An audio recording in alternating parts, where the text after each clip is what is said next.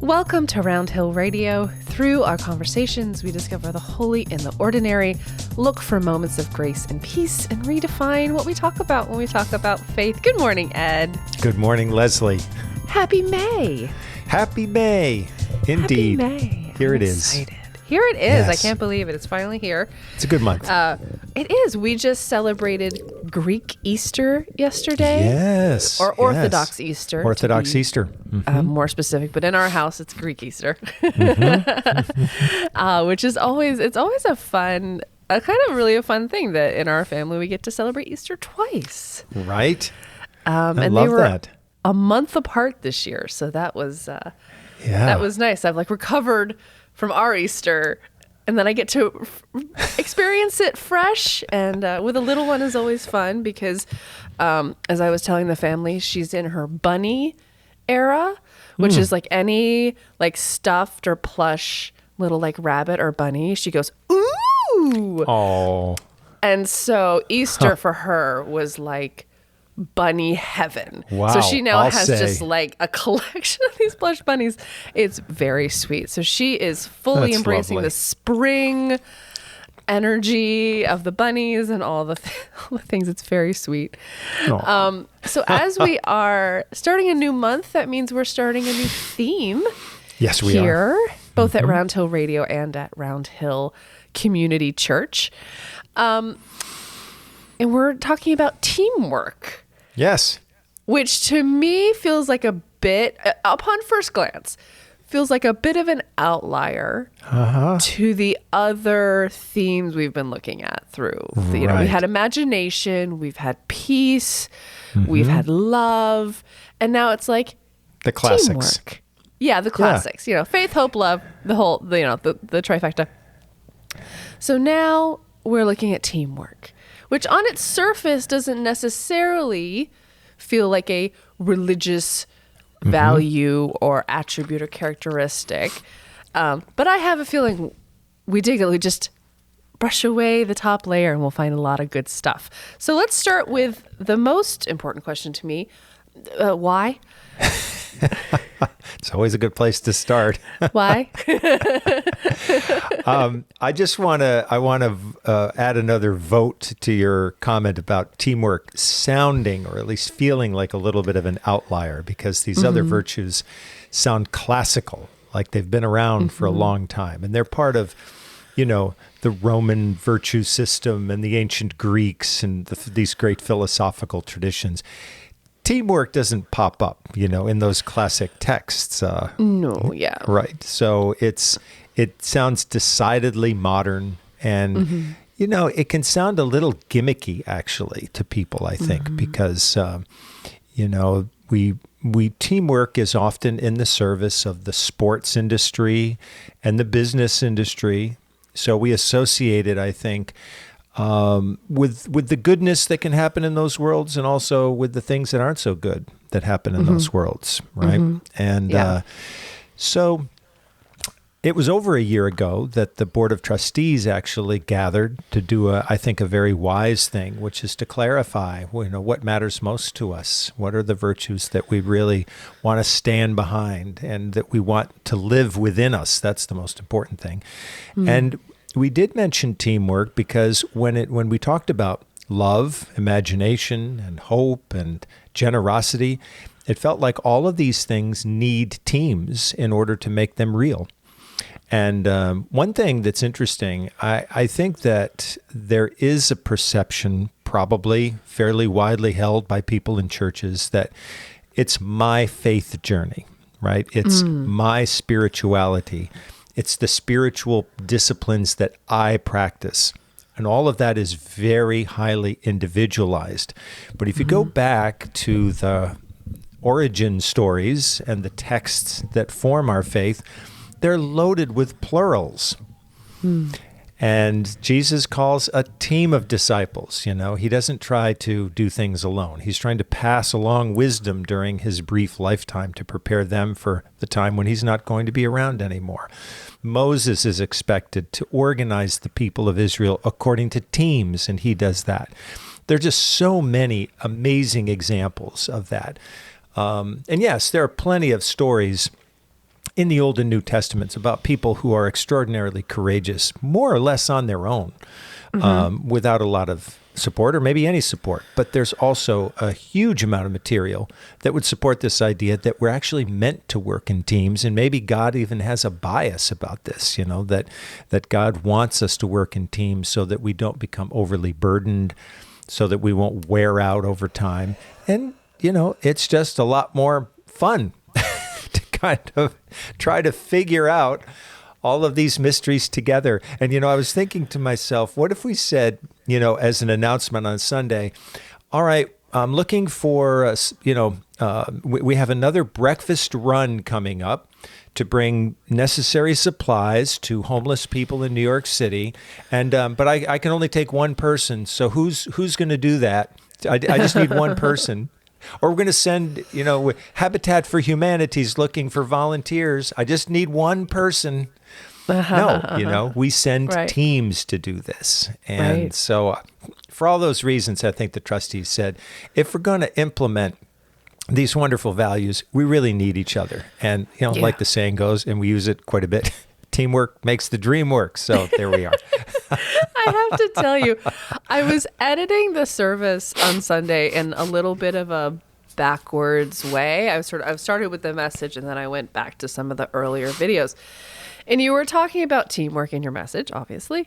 And I was thinking to myself while I was editing, I was like, how does he resist saying teamwork makes the dream work? And then I went back to the introit and you were like, he didn't resist it. He went right for it.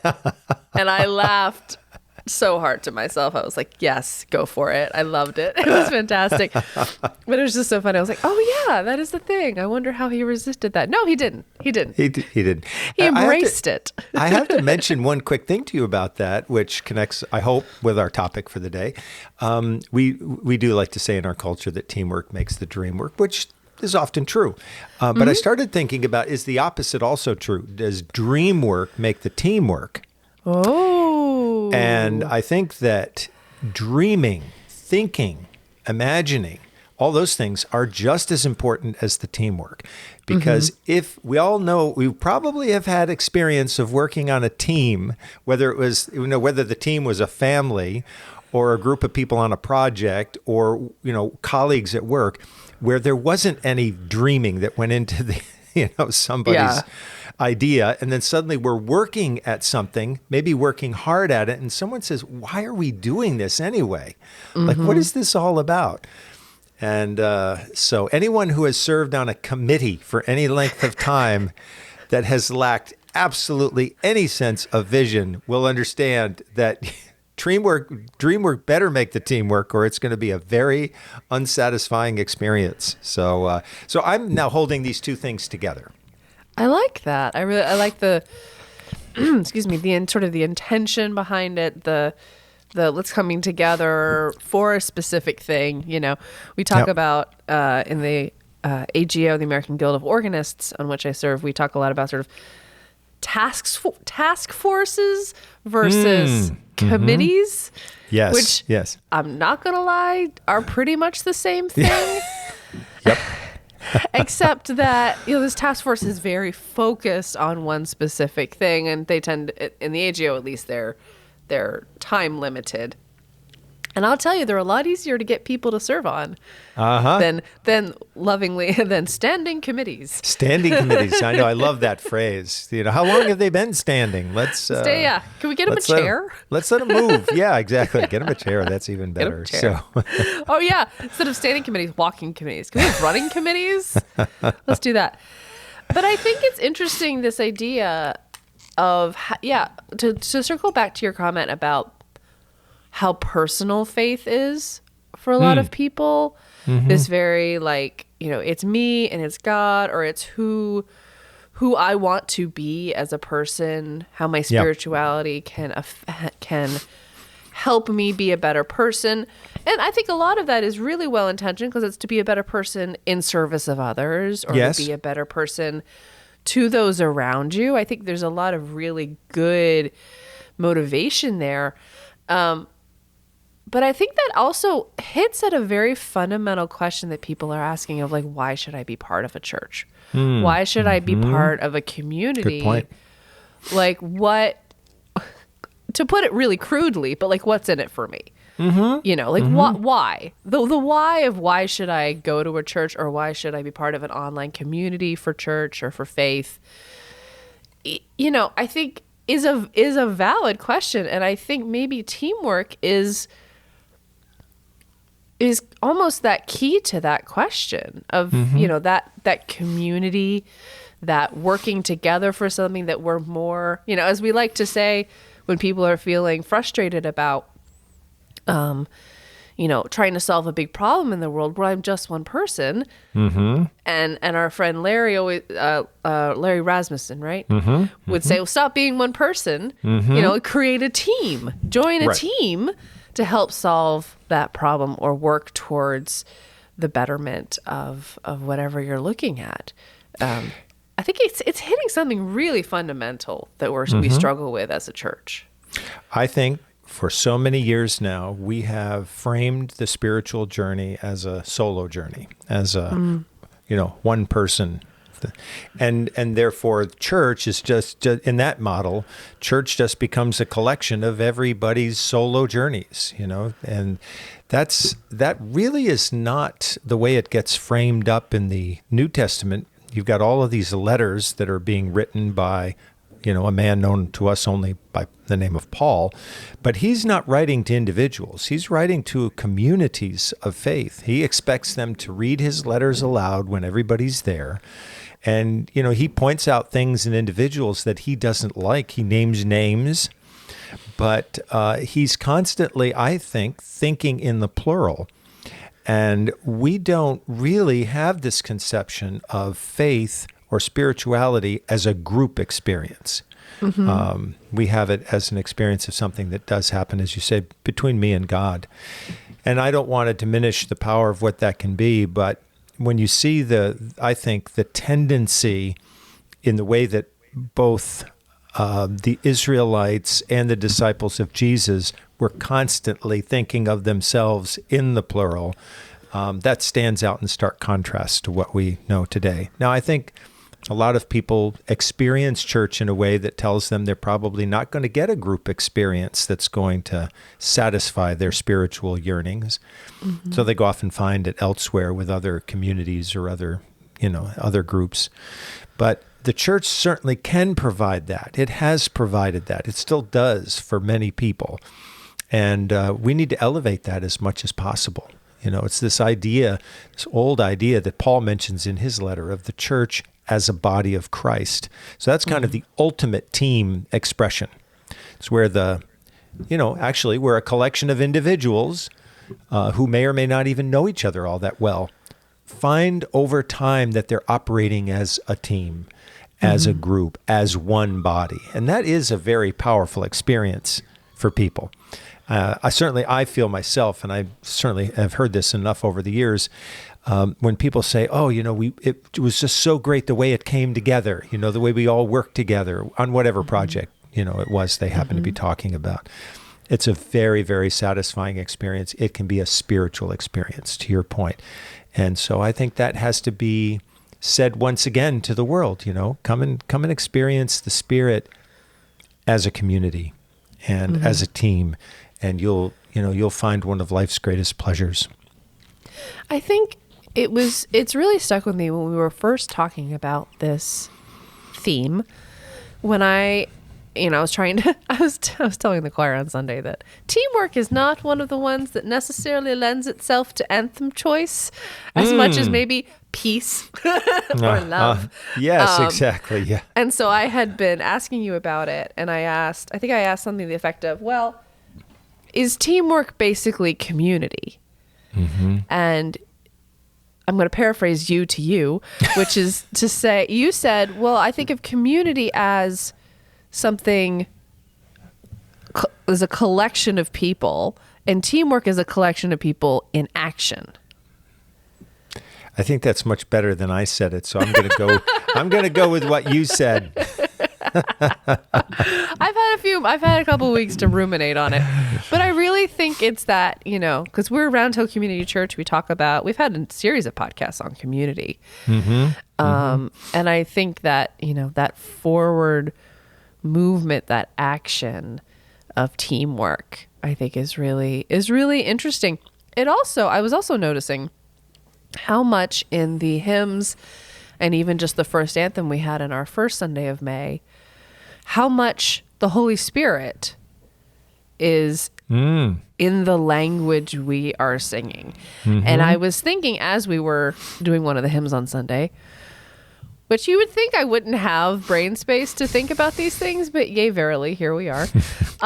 Was it on purpose that it's in May, which also has Pentecost? I think that was a happy coincidence to have Pentecost in the month of May. But the choice about emphasizing teamwork during the month of May was a deliberate one, because I remember when we were talking as a group, as a team, as it turns out, so when should we be talking about teamwork? What came up was, okay, after we celebrate Easter, and after the resurrection of Jesus has instilled his Spirit into the people who followed him, how do they get organized? How do they, make their way in the world? Because he's not with them in the same way that he had been with them when he was alive. So what is it that, what do they do? What are the choices they make and the priorities they set? So usually the church does focus in the weeks after Easter on how the community goes from being very fractured and separated to coming back together again. And I love the connection with Pentecost, because it's not an accident that hymns about community are also hymns about the Spirit, because it's believed that Spirit pulls people together and draws them together and makes it possible for them to work together in ways that we might not be able to manufacture ourselves. There's a really beautiful book by a man named John V. Taylor called The Go-Between God. I love this title. And he says that the Spirit is the go-between God. It connects us, draws us together, helps us to work together, to hang in there with one another, especially when the going gets tough. And it's just a really wonderful insight. And he said, the Holy Spirit is all about the word "and." It connects things, it unifies things. And so it makes sense that we would talk about teamwork and this time. One just other thought about community. I think that sometimes when people say, or they describe the church community or community is important, there's a vagueness about that.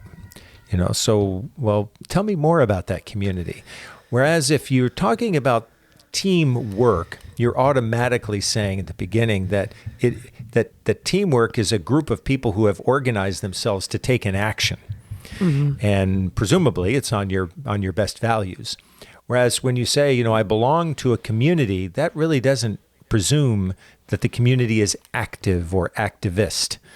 And given the model of Jesus, right, he's always moving out into the world, looking for ways to offer support, healing, energy.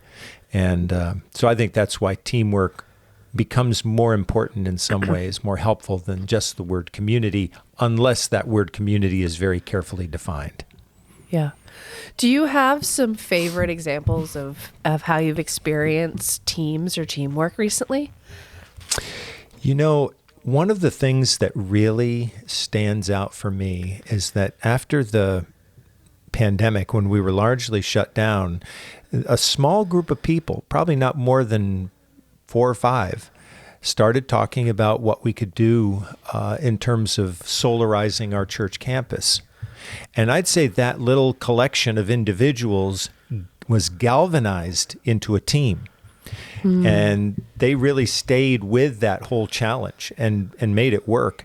And to me, it was a perfect example of having a significant challenge. Like, how do you solarize a campus during the pandemic, right? I mean, that was... Right. Most churches were just thinking, how do we stay afloat? Right. But this group of people, relatively small, made that big difference. So I would say that's one example. That's fairly recent. I think the other example I would offer is that when Afghan evacuees, Afghan family members started to settle in our area a few years ago, a very small collection of individuals, again, came together, formed a team. And when they did that, one of the members who was there that day spoke words that turned out to be absolutely true. He said, there's going to be a lot of interest in this, and a lot of people are going to volunteer, and a lot of action's going to happen. And then in about a year, we're going to look around the table, and the same 4 people are going to be back here, and all the volunteers will be gone. And that is exactly what happened. But my goodness, those 5 people are making so much happen because they're a team. And I received an email message from one of them the other day. They are kind enough to copy me on their correspondence. And it opened up with the words, "Hi, team." and when you hear that language, it just gives you this sense that things are happening. We're in this together. We're helping this family, but we could not possibly be doing it all by ourselves, just one person at a time. So those are 2 examples. And I actually will offer a third. Right now, we're in the process that's not unusual to a lot of churches where we're seeking a new associate pastor. And again, a group of individuals have come together who probably haven't worked together on any other project up until now. We all know each other, but we haven't worked on anything together. And guess what? Right. We're a team.